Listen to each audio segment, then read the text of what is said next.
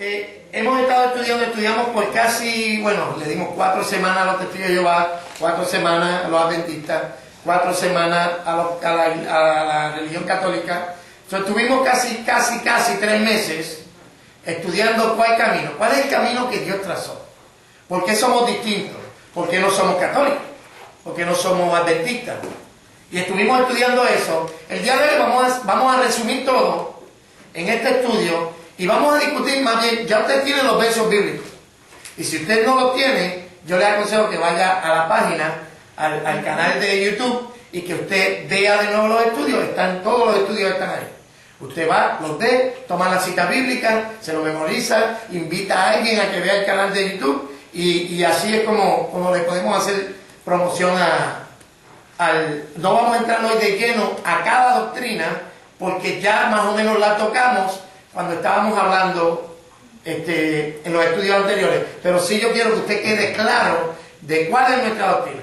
Si usted quiere saber exactamente cuál es la doctrina de la Iglesia de Nazareno, usted puede ir a nuestra página, usted cliquea ¿dónde que estoy?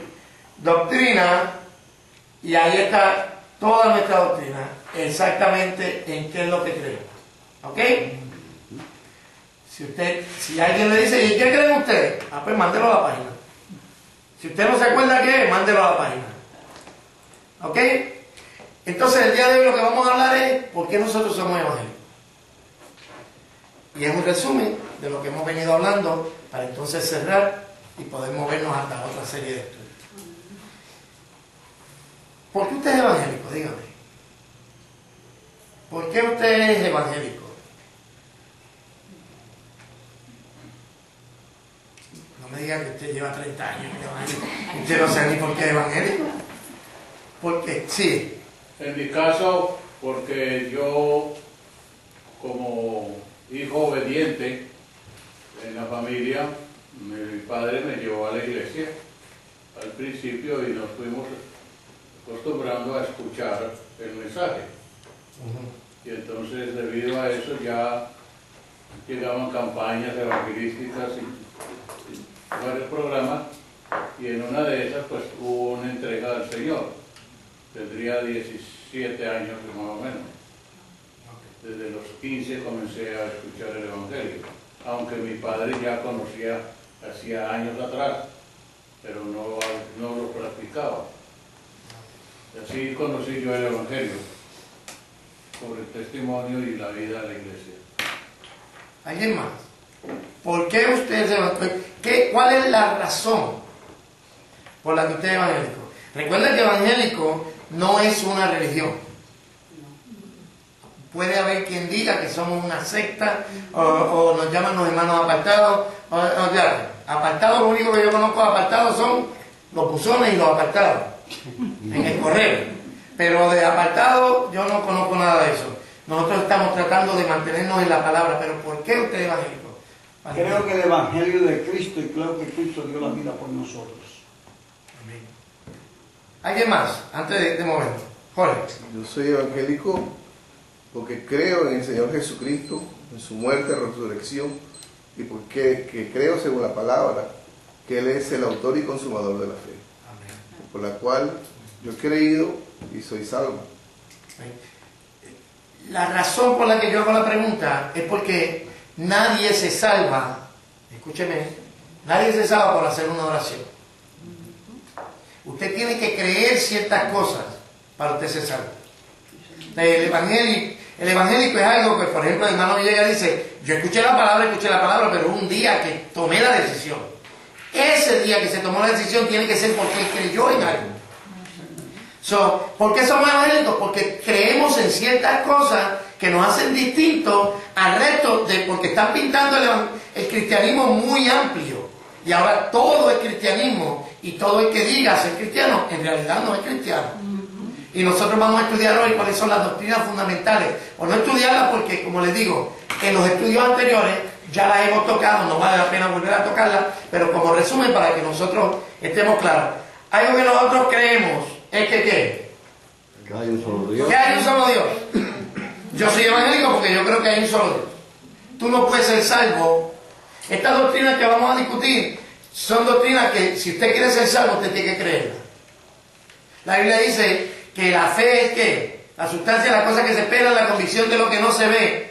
Porque el que quiera acercarse a Dios tiene que ¿qué? Tiene que creer que Él existe. Y ahí están los versos bíblicos para sustentar eso. So, le voy a dar un momentito para que tomen esos versos bíblicos y me dicen cuando estemos listos para seguir.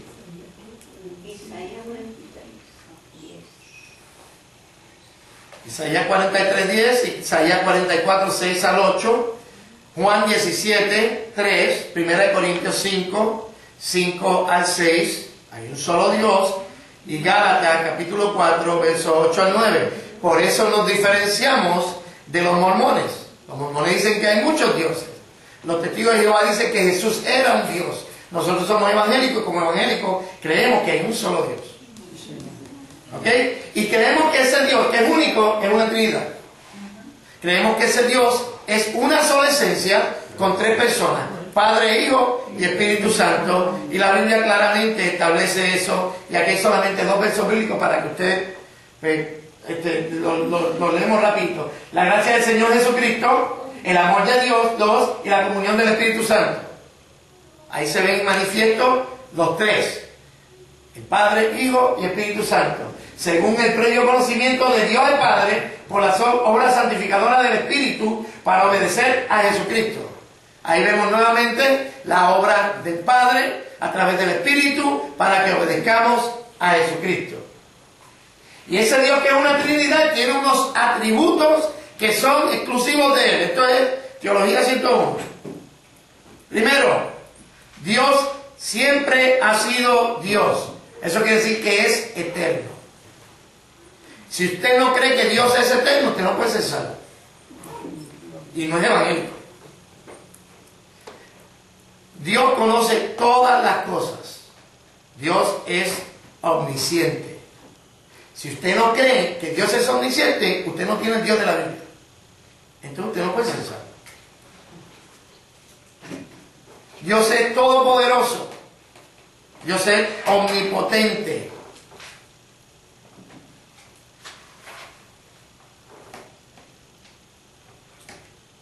Dios está en todo lugar. No hay de dónde se puede escapar uno de la presencia de Dios.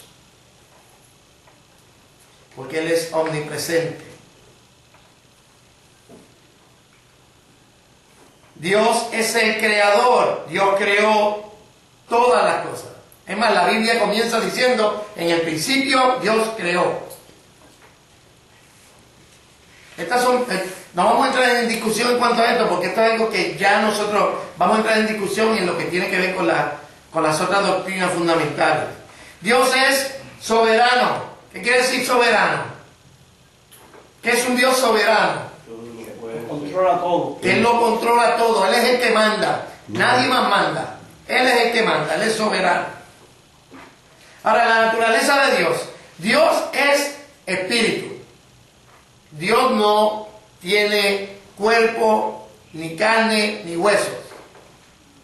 Y usted va a decir: pero espérate, pero la Biblia no dice que con mis manos te creé. Y no dice que Dios con sus propias manos, y que Moisés vio la espalda de Dios. Entonces, ¿en qué quedamos? ¿Cuánto sabe cómo se llama eso? Sime. Se llama antropomorfismo. El antropomorfismo es la atribución de forma humana, cualidades a algo que no es humano. Dios no es humano, pero para poderse relacionar con nosotros, nos usa ese lenguaje para que nosotros podamos entenderlo. Pero también el antropomorfismo se usa, por ejemplo, para decir que un águila le dijo a un conejo. Le está dando cualidades de ser humano a algo que no es ser humano. Esto es lo que está pasando en la Biblia cuando vemos que Dios tiene espalda, que Dios tiene manos, que Dios tiene pies. Porque en realidad Dios es espíritu y los espíritus no tienen cuerpo. ¿Ok? Estamos hablando de la naturaleza de Dios. Pregunta, antes de seguir.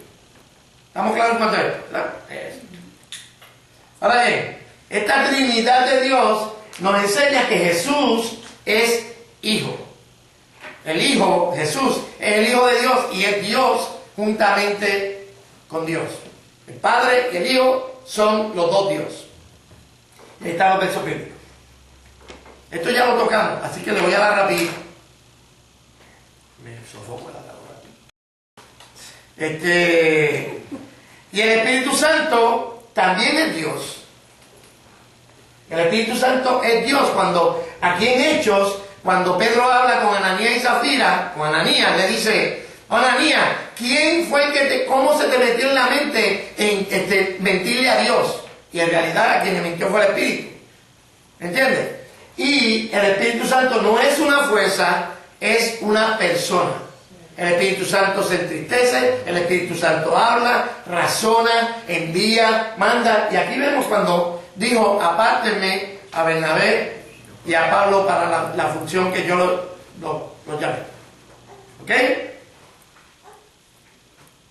¿Estamos? Ok. Ahora sí. Ahora vamos a entrar a las doctrinas indispensables. Aunque esto es indispensable, cualquiera puede pensar como ellos piensan. Ahora vamos nosotros a cuáles son las doctrinas que nos hacen a nosotros evangélicos. Porque el evangélico no es quien tomó una decisión, es quien cree ciertas cosas. Así que empezamos. ¿Estamos ahí? Escuchen este video. Antes del desarrollo de la ciencia espacial, la Biblia era considerada como un mito. Sin embargo, hoy la ciencia muestra que la Biblia es verdadera. Hace 3500 años, el concepto del universo en la Edad de Bronce estaba distante de la verdad. Los antiguos indios creían que animales sagrados sostenían la Tierra. Los antiguos sumerios pensaban que el espacio era plano. Las personas antiguas no podían siquiera imaginar que la Tierra está suspendida en el espacio. Sin embargo, en el libro de Job, escrito hace 3500 años, en la misma Edad de Bronce, el conocimiento de la astronomía moderna ya había sido registrado. Él cuelga la Tierra sobre nada. La Biblia describe la Tierra como si hubiera tomado una fotografía desde un satélite. La datación por radiocarbono prueba que el libro de Job fue escrito hace 3500 años en la Edad de Bronce. Para nuestra sorpresa, el conocimiento de la astronomía moderna fue registrado en el libro de Job, escrito en la Edad de Bronce. En esta época moderna, es un conocimiento común que la Tierra flota en el espacio. Pero, esto era común en la Edad de Bronce. Hasta 1687, cuando Isaac Newton descubrió la ley de la gravitación universal y probó que la Tierra flota en el espacio. La gente no creía en las palabras de la Biblia. La Tierra cuelga sobre nada. Sin embargo, mientras la ciencia se desarrolla, prueba que los registros de la Biblia son verdaderos. La Biblia también registró la revolución del Sol hace 3000 años. Y es el Sol, como esposo que sale de su tálamo, se alera cual gigante para correr el camino, y su curso está al término de ellos, y nada hay que se esconda de su calor. Sin embargo, es en el siglo XX que la humanidad descubrió que el Sol gira alrededor del centro de una galaxia. El astrónomo Bertil Lindblad probó que el Sol gira a una velocidad de 250 km por segundo. Está probado que los registros bíblicos acerca de la revolución del Sol son verdaderos. Hace 3500 años, la Biblia describía correctamente el interior de la Tierra. De la Tierra nace el pan, y debajo de ella está como convertida en fuego.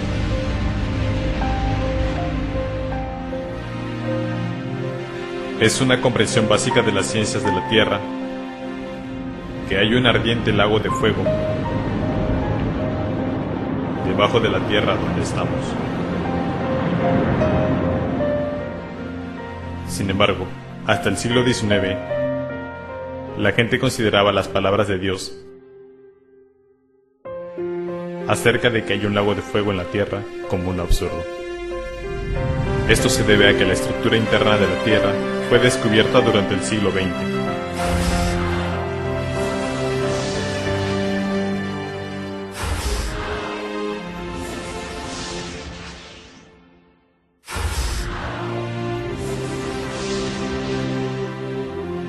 Así vemos que la ciencia moderna prueba que la Biblia es verdadera. Hace 3500 años, nadie conocía el ciclo del agua. Sin embargo, en la Biblia escrita hace 3500 años, se registró el ciclo del agua. Él atrae las gotas de las aguas al transformarse el vapor en lluvia, la cual destina las nubes goteando en abundancia sobre los hombres.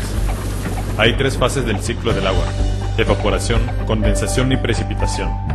La energía solar evapora millones de toneladas de agua de la superficie de los océanos y ríos.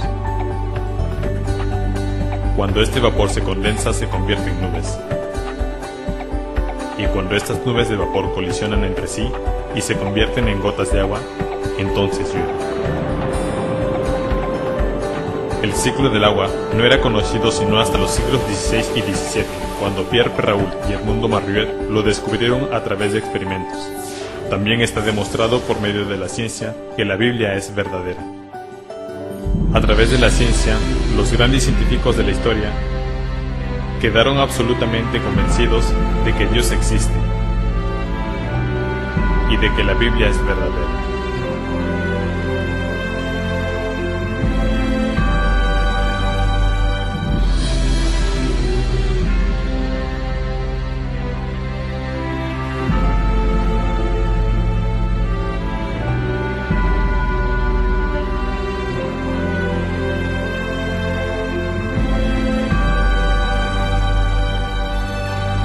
Por lo tanto, la Biblia es verdadera en el aspecto de la ciencia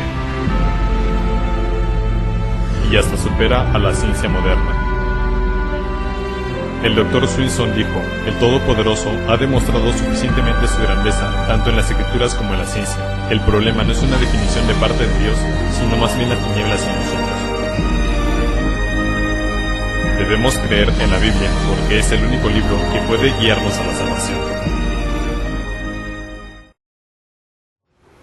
¿Por qué le trae este video?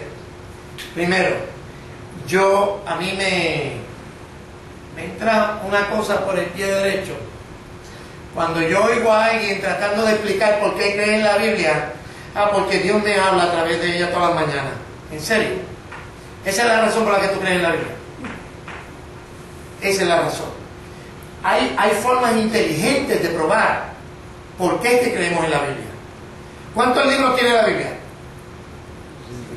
66. ¿Cuántos escritores? Sobre 40. ¿Cuánto tiempo se tardó en escribirse? 1500 años. Nunca se contradice. Nunca. Escrita, mira, usted coja a un reportero, coja 2 reporteros. Es más, vaya a hacer una pelea de boxeo y coja 2 jueces, uno que está al lado de allá y otro que está al lado de acá. Y a veces uno ve ganando al otro la pelea y el otro ¿me entiende? Porque todo se ve de una manera distinta. Imagínese usted que la Biblia fue escrita por sobre 40 personas de diferentes backgrounds. Unos eran pescadores, otros eran doctores, otros eran profetas, otros eran qué sé yo. Y nunca se contradice. Por eso es que creemos en la Biblia. Porque una vez y otra, la ciencia tiene que admitir que lo que decía la Biblia es cierto. Ok, ¿cómo es eso relevante a lo que nosotros, por qué somos evangélicos? Porque los evangélicos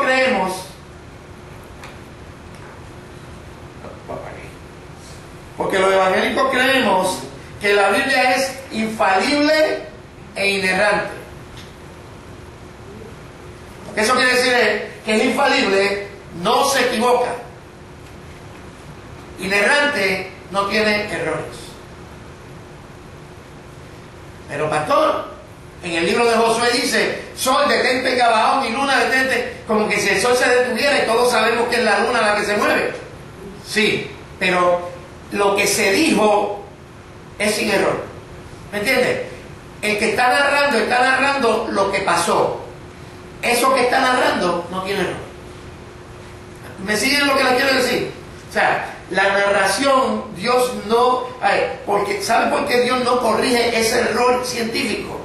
Porque el mensaje de la Biblia no es uno científico.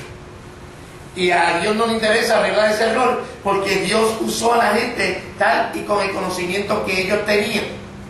¿Me sigue? ¿Por qué usted cree que es importante que la Biblia sea nuestra única fuente de verdad? Ya sabemos que es infalible. Por lo menos, mire, usted no puede confiar en que usted es salvo si usted no cree que la Biblia es infalible. Porque si la Biblia no es infalible, y si se equivocó en cuanto a Cristo. ¿Me sigue?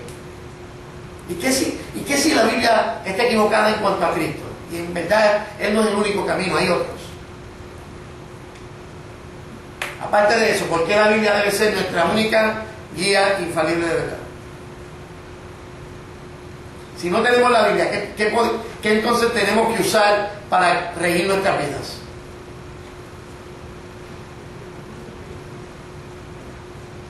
Si no está la Biblia, ¿qué podemos entonces usar? Nada. Lo que nos digan. Lo que nos diga alguien. Alguien dice: Dios bajó del cielo y me dijo, y yo, pues mira, Dios le dijo: mira, ¿me sigue? Entonces no hay una fuente objetiva de verdad. No la hay. Entonces tenemos que depender de la subjetividad, de la experiencia de cada quien. Dios me dijo, en una ocasión, Alicia está en un culto y viene esta mujer que yo no sé qué locura le dio, decir: Dios me dijo que cerraran todas las puertas y las ventanas y que apaguen los abanicos. Pleno verano, mano.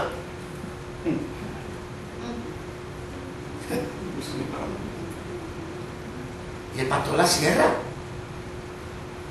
Suerte que no se le sofocó a alguien, allí tuvieron que llamar 911. ¿Usted me sigue? Este es el problema que existe dentro del pueblo evangélico. Muchos evangélicos que no creen que la Biblia es infalible, que no creen que esa es la única regla de verdad. Y entonces están teniendo revelaciones ellos en sus casas, y tú eres sueño y tienes visiones, y eso es lo que rige en la vida. No te llames evangélico, llámate cualquier otra cosa, pero me estás dando un mal nombre a mí.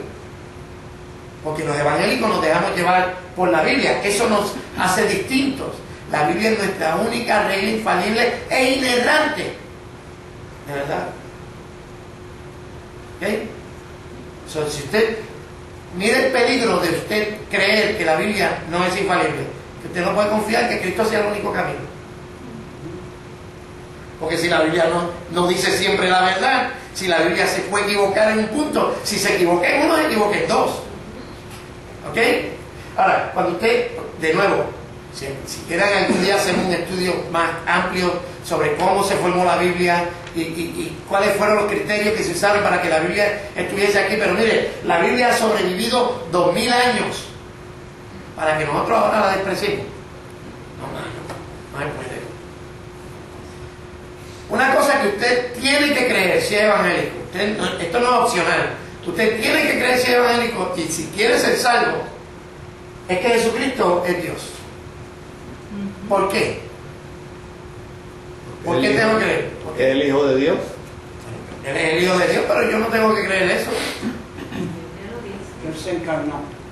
Porque Él se encarnó, porque es Dios encarnado, que es la próxima. Usted tiene que creer que Jesucristo es divino, el Hijo de Dios, que en realidad es el verbo de Dios que se encarnó, nació de María la Virgen. ¿Por qué? Yo no quiero que usted solamente... Podemos tener una retraída de versos bíblicos que sustenten eso, pero yo quiero saber de usted. Yo quiero saber que usted sabe por qué. ¿Por qué razón tenía que nacer de María, la Virgen? Para que pudiera ser hombre. Para que pudiera ser 100% hombre. Y 100%. ¿Y por qué tenía que ser virginal? Porque de lo contrario hubiese sido hijo de José. ¿Me sigue? Entonces, el verbo se encarnó, Jesucristo es divino, Jesucristo es Dios.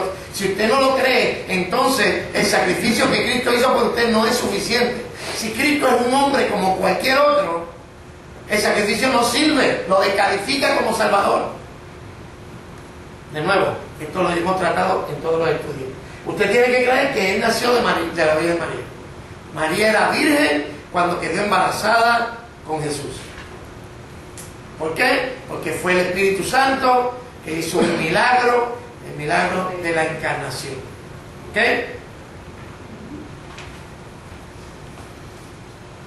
Si usted quiere ser salvo, usted quiere ser evangélico, quiere ser llamado evangélico, usted tiene que creer que usted es pecador.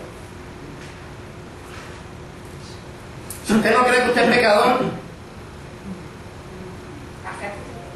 sí, arrepiéntete de ese error. ¿Por qué esto es importante? Porque es importante que la gente reconozca que son pecadores. La Biblia lo dice, por cuanto todos pecaron están destituidos de la gloria de Dios. Pero yo soy un pecador que no sé de Biblia. ¿Por qué usted me explicaría que es importante que yo reconozca que soy pecador? Que solo un pecador necesita un salvador. Porque solamente los pecadores necesitan un salvador. El que no se sepa pecador no va a creer que necesita un salvador. La razón por la que yo recibí a Jesucristo en mi corazón es porque yo supe que estaba perdido y porque Él me ofrecía la salvación. El ángel le dijo a los pastores: porque os ha nacido hoy en la ciudad de David, no un motivador, ha nacido en la ciudad de David un salvador. ¿Por qué? Porque tú y yo no era que teníamos la autoestima bajita, es que estábamos perdidos, es que nos iba a llevar el diablo, es que en tu naturaleza y la mía no hay nada bueno, es que ahora hay una ola en que esta doctrina se llaman evangélicos, pero esta doctrina no la enseña. No, tú no eres tan malo. No, hermano, el ser humano es perverso, hermano, y si a nosotros nos dejan ir, nos dejan llevar Dios por las pasiones de nuestro corazón, ay, bendito sea Dios, quemamos a Roma 2 veces, matamos a Cristo 3 veces, porque somos todos pecadores. Y es la Biblia dice: Jesucristo vino, Jesús dijo: yo he venido a buscar y salvar lo que se había perdido. Y el que no crea que estaba perdido no puede ser salvo. Ahora bien, estábamos perdidos y usted tiene que creer esto. Si usted quiere ser evangélico, usted quiere ser salvo. Y es que Jesucristo murió en nuestro lugar como sustituto. ¿Vale? ¿Por qué? ¿Por qué yo tengo que creer eso? Porque Él pagó por nuestros pecados. Pagó la deuda mía. Él pagó mi deuda. Y si yo no creo que Él pagó mi deuda, todavía la debo. Y cuando me toque enfrentar a Dios, me va a tocar enfrentar a Dios sin abogado. ¿Cuántos de ustedes han ido a la corte y no tienen abogado? ¿Cuántos han? Te voy a contar una. Mi hermano y yo, o sea, mira lo que pasó. El estudio bíblico estaba bien bueno y llegan los 3 hermanos míos, el hermano mío que viene aquí a la iglesia y los 2 hermanos mayores, y me sonsacan para que me vaya de la escuela bíblica. Y yo me voy del estudio bíblico con la excusa de que es el tiempo familiar y el que se va de la iglesia no le espera nada bueno, como dice la canción. Pues nos vamos y yo voy a mitad de camino, vamos a jugar bowling. Y a mitad de camino yo ese tufo a ron, y yo digo: ¿pero qué es esto? Y era que mi hermano estaba gentil. Y en medio de la ¿cómo se llama aquella? La 290. La 290 en Massachusetts, que es como la 95. Rompen a pelear esos dos. Hermano mayor y hermano menor. Entonces el hermano menor, o sea, mi hermano mayor con el hermano menor de él. O sea, mi hermano que viene aquí es menor que yo, aunque yo sé que... Sí, pero el hermano mío que viene aquí es menor. Los dos hermanos míos mayores empezaron a pelear. El hermano, uno de ellos, el que no estaba borracho, dijo, cacho, déjame aquí. Paramos el carro en la 95 y él cruza la calle. Y la cuestión es que empezó una pelea ahí y nos metieron a los todos. Ese día Massachusetts se quedó sin rosados libres. Porque estaba, bueno, papi era el único que estaba en la casa durmiendo, tranquilo. Los 4 hermanos presos. Entonces, llegamos al día de la corte. Y el que empezó el bochinche ahí fue mi hermano mayor. Pero el único que tenía abogado era él. ¿Qué usted cree que pasó con él? Le dieron una bobería, no haga eso, mano. Y a mí me empujaron 50 horas de servicio a la comunidad. Y no había hecho nada. Sin haber hecho nada, yo lo que estaba tratando es que no nos mataran carro. La moraleja de la historia es que el que tiene abogado siempre sale bien. Amén. Y si tú no crees que Cristo murió por tus pecados, el día que te toque enfrentarte a Dios, no vas a tener abogado. Y triste cosa, una cosa terrible, caer en las manos de un Dios vivo. Porque, entienda esto, el ser humano por estar en pecado vive con la ira de Dios aquí. Está acumulando ira y cada día que peca acumula más ira y entre más pasa el tiempo más ira acumula y sigue acumulando ira y lo único que puede salvar al ser humano de la ira venidera es reconocer que Cristo tomó nuestro lugar en la cruz. ¿Okay? Y si usted no cree eso, le presento a Jesucristo como Salvador. No puede ser evangélico, mucho menos va a poder ser salvo. También nosotros creemos que Jesucristo resucitó literal y físicamente. No es que resucitó en espíritu, porque eso es importante.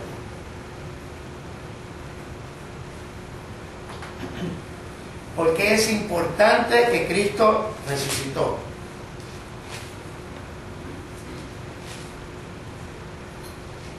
Porque si no hubiese sido por él, yo tampoco hubiese resucitado. No tendría esa esperanza. Tendría esperanza blanca. Eso muestra la grandeza de Dios, además que Jesucristo resucitó para poder estar allá con el Padre, porque va a ser nuestro abogado, porque Cristo tiene que regresar. Y fue promesa. O sea, él dijo que al tercer día resucitaría, fue una evidencia de lo que él dijo. Si Cristo, sí, dice la palabra que la muerte no pudo retener al que estaba libre de pecado. Y aparte de eso se cumplió la palabra que al tercer día sería resucitado. Porque ¿saben por qué? Cristo es la primicia de todos los que vamos a resucitar. Es el primero. Él siempre la muerte había ganado contra el ser humano. Desde Adán para acá. Siempre la muerte había ganado. Pero con este no pudo. Porque este no tenía pecado. Porque la paga del pecado es muerte. Cristo murió para que nosotros no tuviéramos que morir. Y resucitó para que nosotros tengamos vida eterna juntamente con Él. Y si usted no cree eso, está confinado al infierno. Pero no fue una cosa simbólica. Cristo murió carnalmente, literalmente, y resucitó literalmente, en cuerpo, un cuerpo resucitado, glorificado, y está en el cielo intercediendo por nosotros. ¿Estamos? Ahora bien, esa salvación que Cristo nos ofrece, y por la fe, no por las obras, sino que las obras muestran nuestra fe. Si yo le digo a usted, ven a Cristo, Cristo te salva, Cristo te bendice, y tú vienes a Cristo, y después yo te digo, tú vienes a Cristo y Cristo te salvó de gratis, Pero si tú te pones un pantalón a las mujeres, si tú te pones un pantalón te pierdes. ¿Tú te crees eso?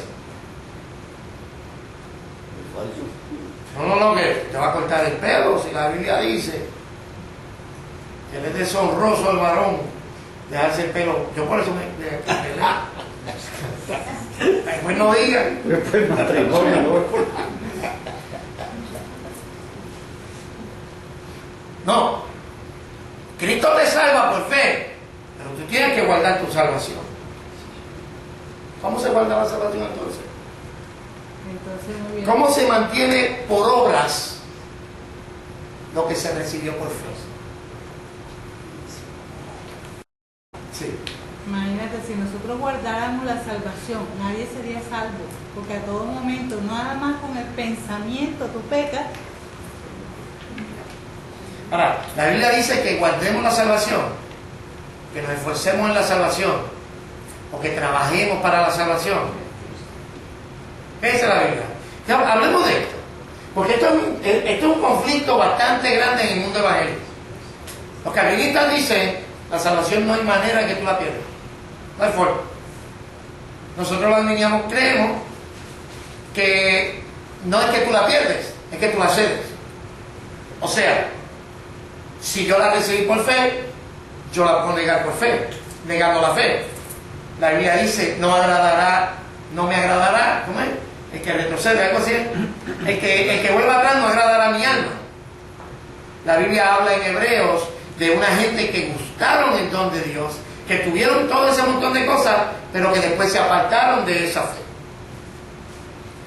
Aquí es donde está el issue. Si usted guarda la salvación por obras, portándose bien, pues entonces Cristo no se la dio. Porque si usted recibió la salvación como un regalo, ¿cómo es que la mantiene de otra manera? Este es un conflicto. Y si acaso hay algún fusible que se le está fundiendo, dígame. Porque no, hay que hablarlo. Porque yo no creo que la salvación se pierde como quien pierde las llaves. Se me perdió las llaves, Dios mío, ¿dónde la habré metido? No. Yo creo que la salvación puede llegar al punto en el que tú simplemente negaste la fe, y cuando negaste la fe, te perdiste, pero te perdiste para siempre. Porque tú o te salvas para siempre, o te pierdes para siempre.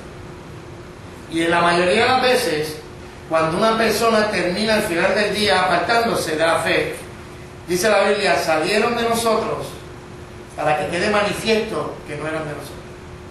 Porque si hubiese sido de nosotros, estuvieran con nosotros.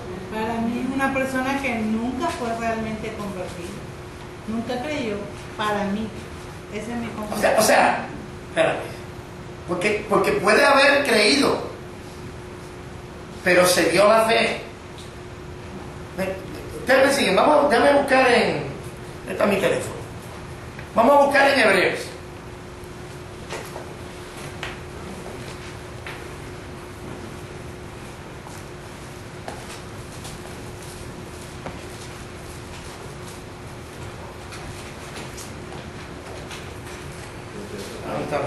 Vamos a buscar en Hebreos, creo que es capítulo 6.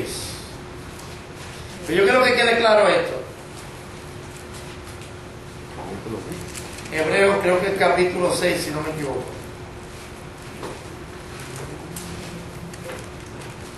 Ok. Del 4 en adelante. Dice: porque a los que una vez recibieron la luz y saborearon el don de Dios. A ver, en la Biblia siempre el don de Dios se refiere a qué. Porque la paga del pecado es muerte, mas la dádiva. El don de Dios es la salvación. Y tuvieron parte en el Espíritu Santo, o sea, el Espíritu Santo estuvo en ellos. Por eso es que hay que tener mucho cuidado con este término, porque no es que una vez salvo, siempre salvo. No es eso. Eso es una mentira. Es una falsa esperanza.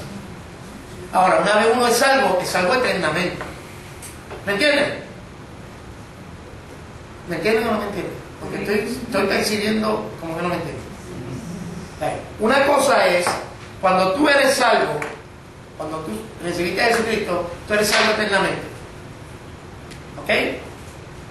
Pero aquí está hablando de gente que gustaron el don de Dios, que participaron del Espíritu Santo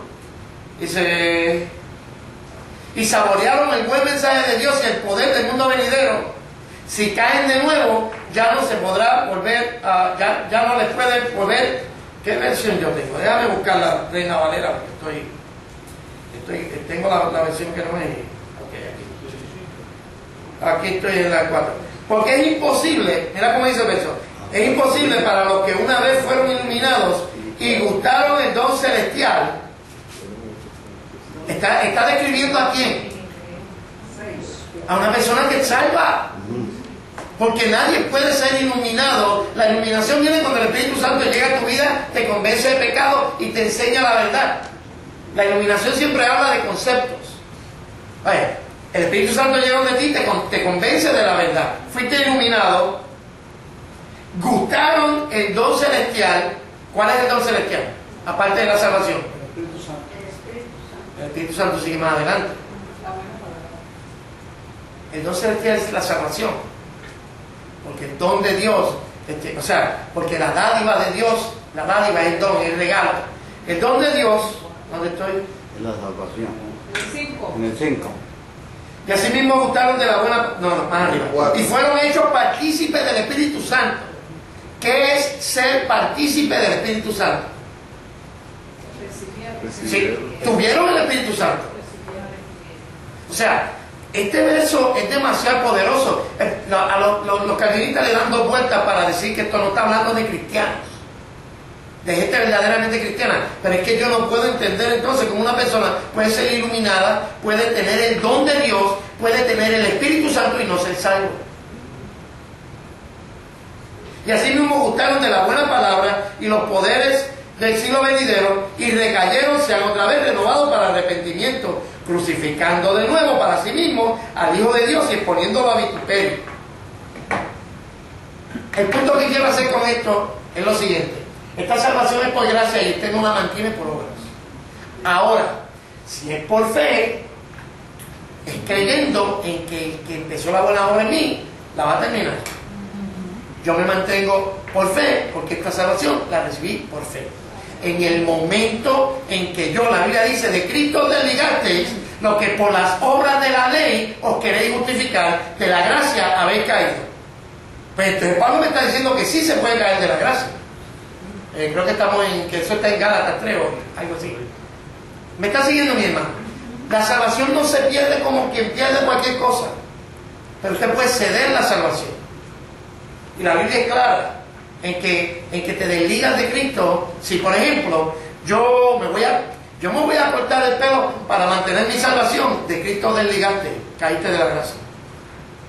La gente cree que tú caes de la gracia de Dios cuando pecas. No, tú caíste de gracia. Pero cuando la Biblia dice que cuando el pecado abunda, sobreabunda la gracia. Eso quiere decir que cuando tú caes en pecado y te arrepientes, entonces caíste de la gracia. ¿Me sigue mi hermano? ¿Estamos claros en esto? Ok. La salvación es solo por gracia, solo por fe. Las obras de los seres humanos no cuentan. No importa cuán bueno tú eres, cuánta gente, cuántos diezmos tú des a la iglesia, cuántas buenas obras tú hagas, eso no importa para la salvación. O tú recibes el regalo de Dios que es por fe, o tú no lo recibes, pero Dios no lo vende. El don de Dios no está a la venta, ni te lo va a ganar con huelgas de hambre. Para que Dios me sane el hijo, no me meter en ayuno de oración. Dios no vende su bendición. El don de Dios no está a la venta. No podemos sobornar a Dios con buenas obras. ¿Ok? ¿Estamos? Sí. Una pregunta. Dígame. Recibimos la fe por salvación, la gracia, ¿verdad? Pero para mantener esa gracia, nosotros tenemos que llevar un comportamiento. Porque si nos desviamos de Él, vamos mal. Entonces, yo digo, si recibimos la fe por gracia, tenemos que seguir los mandamientos de Dios. Y con eso conservamos, mantenemos la gracia. ¿Estoy errado? Sí. Porque la razón por la que tú ahora, primero, Nosotros éramos esclavos del pecado. Ujú. En el momento que Cristo vino a mí, entonces tú empiezas a hacer las cosas bien. Esa obra que estás haciendo buena es por gracia. Es la gracia de Dios a través de ti actuando. ¿Entiendes? Las obras demuestran la fe. No que las obras mantienen la salvación o que las obras son, ¿cómo te digo? O te crea la salvación. La obra no crea la salvación. La salvación crea las obras. Tú haces buena obra, tú haces todas estas cosas porque eres salvo. Sí.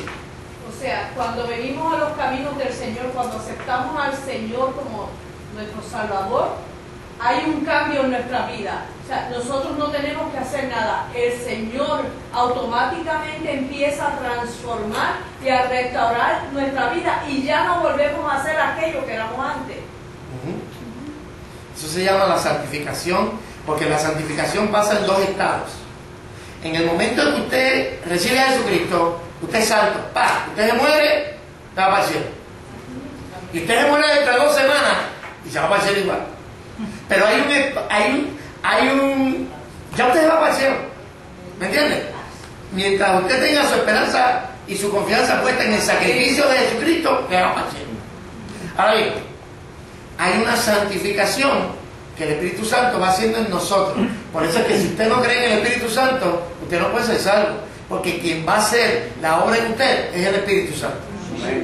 El Espíritu Santo empieza a moldearte y el Espíritu Santo se deposita en nosotros y da un fruto, que es el fruto del Espíritu, que es paz, templanza. Y usted era un volado y se sacaba por el techo y ahora usted tiene templanza y usted puede controlarse, tiene dominio propio y usted antes era un iracundo, pero usted ahora tiene paz. Y usted antes era y el Espíritu Santo sigue a uno como moldeando. Eso es un trabajo que va a durar hasta que Cristo venga. Porque mientras estemos aquí, Nacho, es peor que el diablo. El diablo. Mire, hermano, si mañana cogen al diablo y le encierran en una cárcel para que no pueda obrar, nosotros seguimos siendo igual de malos. Amén. No tiene nada que ver con el diablo. ¿Entiendes? Ya nosotros estamos dañados. Ya nosotros no hay. Cristo es el único que nos puede transformar y cambia nuestra naturaleza. Y lo que hacemos es que empezamos a vivir en virtud a la nueva naturaleza que tenemos. Esas buenas obras que tú dices, esas son las obras, son los resultados de la fe. Dios depositó en mí su espíritu, sembró en mí su espíritu y dio fruto. ¿Un fruto de qué? De templanza, de paz, de gozo, de misericordia hacia los demás y todas esas cosas. Pero nunca piense que lo que usted hace es para pagarle a Dios por lo que él hizo. Porque no, Dios te lo regaló. Es ofensivo para mí que yo te dé un regalo y después tú me lo trates de pagar. A mí, como que no da chiste el regalo, ¿verdad? Digo, no, pero es que... Sí. Es que no hay con qué pagar. No tiene precio ese don, ese regalo que Él nos dio, no tiene precio. Pero mira, dime. Sí, no, dime. No, yo estoy confundido porque si yo recibo la gracia y voy... Primero, ¿qué es gracia? ¿Qué tú entiendes por gracia? La gracia de Dios que me va a salvar. Ok, pero ¿qué es gracia? ¿Cómo le explicara? La fe, la bendición de Dios. Sí, pero escúchame, la gracia lo que significa es el favor inmerecido bueno. de Dios. Ok, pues ya entiendes. No, porque espérate. Una cosa es yo tener favor que yo me gané con mi jefe en el trabajo. Otra cosa es tener favor que no me merezco. Ahí es donde entra porque tú no te mereces que Dios te mire con agrado. Ok, Dios te miró con agrado y ahora. La confusión mía es, si yo me desvío de ese camino que me mantiene salvo por la fe y me vuelvo un traficante de droga, un criminal, un borracho, no pierdo la gracia. Yo tengo que decir que tú nunca estuviste en el camino. Estoy de acuerdo con eso. Tú nunca estuviste. Cualquiera comete pecado. La Biblia dice que diga que no comete pecado hacia Dios mentiroso. Todos cometemos pecado. Ahora, lo que tú me estás describiendo es una persona que Cristo nunca hizo una obra en él. Nunca. No fue puede haberse convertido en su mente y intelectualmente, él dice, caramba, esto que me están diciendo tiene sentido, y puede venir a la iglesia 10 años, pero si se aparta al punto que tú me estás diciendo, entonces nunca lo conoció. Porque la gracia de Dios no es el regalo y ya, la gracia de Dios es la que me transforma. La gracia no es solamente para salvarme, es para mantenerme. La gracia de Dios es la que me mantiene salvo, la que me mantiene en Cristo. ¿Entiendes? O sea, todo lo que tú hagas para mantenerte dentro del camino, la Biblia dice que Dios pone en nosotros tanto el querer como el hacer. O sea, tú no viniste aquí hoy porque te nació a ti de tu propia iniciativa. Dios puso en tu corazón que tú lo hicieras y tú fuiste obediente a la voz de Dios. Eso es lo que pasa. ¿Ok? Pero ahí es donde está el problema con muchas iglesias que dicen ser evangélicas, pero este punto, porque viven un evangelio a base de obras.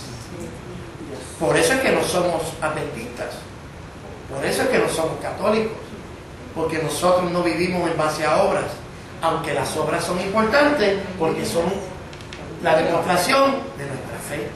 ¿Ok? La fe obra por amor. En otro tiempo yo no podía hacer las cosas bien porque yo era esclavo al pecado, pero ahora soy libre para hacer las cosas que a Dios le agradan. La Biblia dice que somos hechura de Dios en Cristo para buenas obras que fueron diseñadas para nosotros de antemano. O sea, todo lo que nosotros hacemos bien, eso estaba preparado para nosotros una vez entremos a Cristo. ¿Ok? ¿Estamos contentos? Sí. Dígame. Quería ver, es porque en la palabra de Juan dice que el único pecado que el Espíritu Santo, en este caso Dios, está diciendo no perdona es no creer en el Hijo de Dios. Y cuando no creemos, lógicamente ese pecado no lo puede perdonar el Señor. Pero si tenemos fe, es por la cual podemos llegar al arrepentimiento, podemos llegar a la salvación. Entonces, si no creemos, ya estamos condenados. Eso es un punto importante. Cuando usted se arrepiente, tampoco fue porque usted era tan, Señor, usted le prendieron una bombilla, ay, me arrepiento. No, la Biblia dice que la misericordia de Dios me lleva al arrepentimiento. O sea, miren qué grande es Dios, qué bueno es Dios.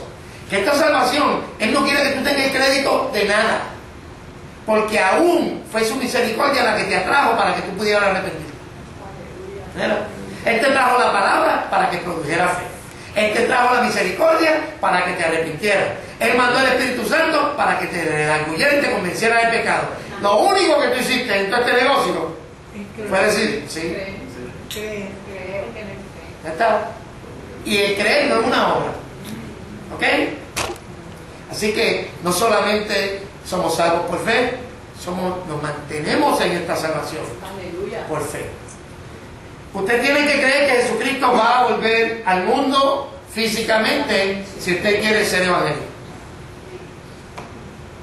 Y en realidad la Biblia llama a este acontecimiento la esperanza bienaventurada. Si usted no cree en esto, fíjese, esta es una de esas doctrinas que usted tiene que creer, pero puede pasar el tiempo, usted ser salvo sin estar convencido de ella.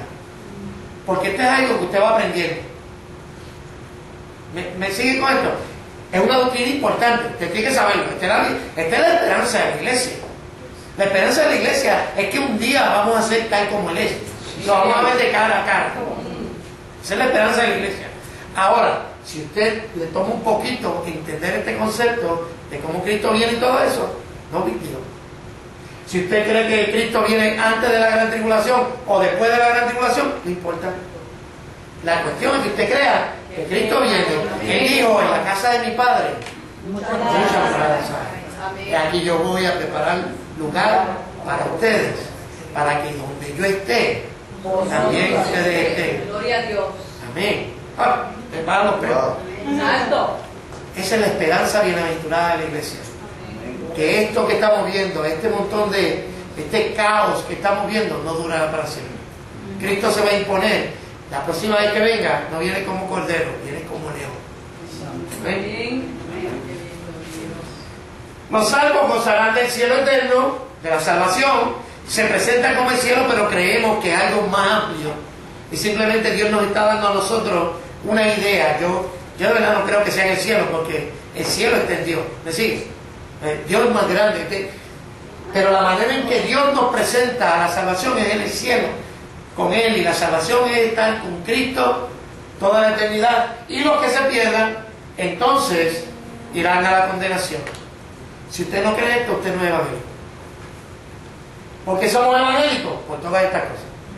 Esto es lo que nos hace distintos a todas las demás sectas que estuvimos estudiando. El evangelio es sencillo, fácil. Hay un Dios, creador de todo. Nosotros estamos perdidos. Dios se hizo hombre, vino a salvarnos, muriendo por nosotros. Si nosotros aceptamos ese sacrificio, somos salvos y nos va a llevar así y nos garantiza la eternidad con Dios. Sí. Te caben en la mano. No es complicado. Pero esto es lo que nos define a nosotros como evangélicos. Ahora, podríamos después discutir. Hay diferencias dentro de los evangélicos. Por ejemplo, están los evangélicos que son calvinistas. Están los evangélicos que son arminianos. Hemos hecho una de tribu brutal. Están los bautistas, están los metodistas, están los presbiterianos, están los wesleyanos, están los pentecostales, están los bautistas. Y de los bautistas hay 250.000. Bautista del norte, bautista del sur, bautista reformado, bautista tradicional, bautista de aquí, bautista de allá. Y hay un montón. Y algún día quizás podemos estudiar cuál es la diferencia, por qué nosotros creemos lo que creemos en diferencia a otros evangélicos, pero eso no es lo importante en este momento. Lo importante es saber qué es lo que nos define a nosotros como evangélicos. ¿Por qué creemos lo que creemos? De nuevo, no le di base bíblica para esto, porque los estudios que hemos tenido en esta semana ya se les dio la base. Así que yo le aconsejo que si usted está un poquito perdido con lo de cómo yo sustento eso, vaya a la página. En la página, en la doctrina, en la descripción de la doctrina, vemos todo eso. ¿Ok? Comentario, pregunta antes de ir. Por todo lo que usted ha enseñado, estamos viendo esto desde el punto de vista del evangelizado, de la persona que se le predicó palabras, se le subió palabras, que hay en Cristo y aceptó. ¿Cuáles son las promesas y qué es lo que nosotros creemos? Ahora, el cuadro de todo esto, más amplio, y le iba a preguntar sobre lo que usted cree sobre el cielo y la eternidad del cielo, porque yo, cuando analizo las cosas, esta cosa, desde el punto de vista judeo-cristiano, hay muchas cosas aquí que cambian. Por ejemplo, dentro del plan que tiene Dios, yo no creo que la venida de Cristo, que nosotros vamos a estar en el cielo allá por una eternidad, porque Dios tiene unos planes con este planeta y la palabra dice que el pueblo vendrá con el Señor otra vez. Y hay una realidad dentro del pueblo judío, donde los mismos apóstoles, antes del Señor subir, le preguntan: ¿tú vas a restaurar a Israel en este tiempo o vamos a esperar un poco más? El Señor dice: ustedes no les toca saber estas sazones. Por todo esto que nosotros estamos viviendo hoy en día, en nuestra historia como cristianos, Cristo se refería a todo esto. Ahora, dentro de este punto de vista judeo-cristiano, es decir, ¿qué es lo que cree la fe del Nazareno o la fe evangélica? Ok. En cuanto a eso, fíjate, lo que pasa es que ese tema ya sería un poquito más profundo de lo que queríamos traer con el estudio, porque lo que queremos es establecer las diferencias entre nosotros y otras sectas. Yo creo que hay libertad para pensar, porque la Biblia no es específica. Yo creo como usted, yo no creo que esto es en el cielo donde vamos a estar toda la eternidad en el cielo. Yo creo que Dios va a establecer su reino en la tierra, no sé cómo será. O sea, es un concepto es tan grande que nuestra mente no logra definir por completo. Y el que diga saberlo, caramba, mano, eres un genio. Pero un genio que deben tapar la botella y dejarlo en la botella. Porque es un genio de botella. Porque yo no creo que nadie pueda decir a ciencia cierta cómo va a ser la eternidad. Porque nadie ha estado en la eternidad para volver acá y decir cómo es. Ahora, lo que la Biblia nos dice es que va a ser un lugar de refrigerio, donde estamos en la presencia de Dios, y eso es lo que predicamos. No, yo personalmente no entro en detalle porque honestamente, entre más leo, más ideas me pueden llegar a la mente. Yo sí sé algo. Cristo murió para que yo no perezca eternamente. So, cualquiera que sea la eternidad con Dios, ahí va a ser buena. Y cualquiera que sea, hay gente que piensa que el infierno va a ser por cierto tiempo. Hay gente que piensa que el infierno, la gente va al infierno y después Dios lo aniquila. Nosotros no creemos eso, nosotros creemos que la ofensa a un Dios eterno merece un castigo eterno. ¿Entiendes? Pero entrar en eso sería entrar en otro punto que podríamos discutir en otro estudio. Pero si entramos ahora, como que no. Pero no creo yo personal, este es Rubí. Y si usted busca en la lista de los nazarenos, simplemente se da una versión amplia de lo que creemos. En la salvación, como quiera que sea que Dios la haya diseñado.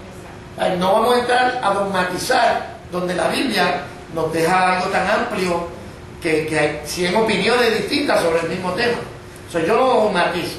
Si usted cree que en el cielo, chévere, pues vamos para el cielo. Si usted cree que en la tierra, yo creo que la tierra va a ser parte del reino de Dios y de todo eso.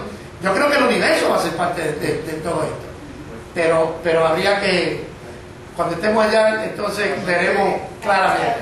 El mismo, ¿quién para tener una visión, una revelación tan profunda como la tuvo Saulo, después de convertir? El mismo Saulo, porque fíjense, nosotros no podemos ser cristianos, no podemos ser evangélicos y brincarle por encima de las epístolas de Pablo. No podemos llegar al evangelio de evangelio 8, brincar al Apocalipsis. Nos perdemos totalmente.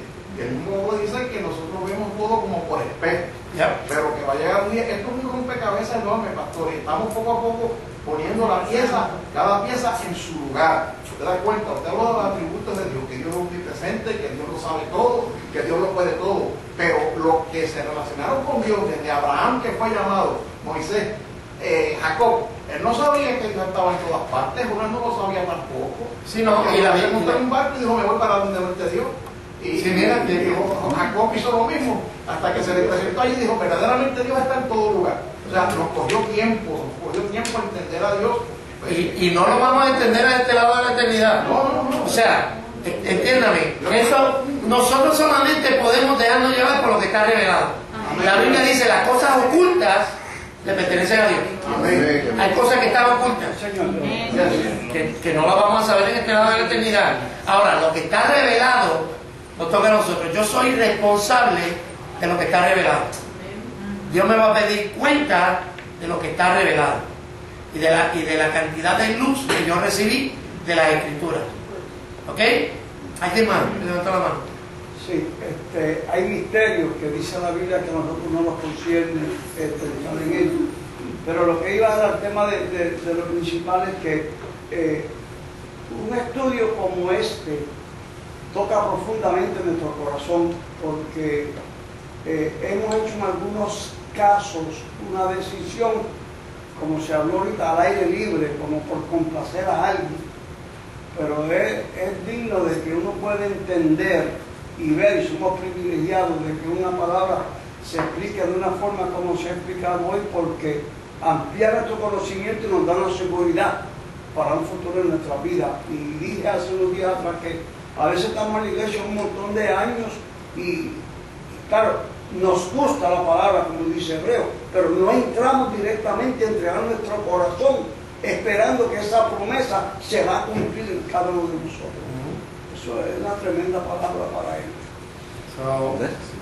Mis hermanos, estudie la Biblia. Sí, Señor. Usted nunca se va a desviar con la Biblia. La Biblia nunca lo va a conducir a error. Así que estudia la Biblia. Yo me alegro del grupo que tenemos. 28. Pero yo espero que llegue el punto en que llegue más gente a los estudios bíblicos que al mismo culto de domingo. Sí, Señor. Porque el domingo usted no me venga a levantar la mano para hablar. Pues yo voy hablando ahí a toda gente y olvídate. Usted me escucha. Pero aquí por lo menos usted puede, y si tenemos que quedarnos en un punto, nos quedamos. Sí, Señor. Esto es lo que nos define. Por eso somos evangélicos. Por eso es que creemos lo que creemos, por eso es que no somos... y esa doctrina hay que defenderla. La Biblia dice que contendamos ardientemente por la fe, que una vez nos fue dada a través de los apóstoles.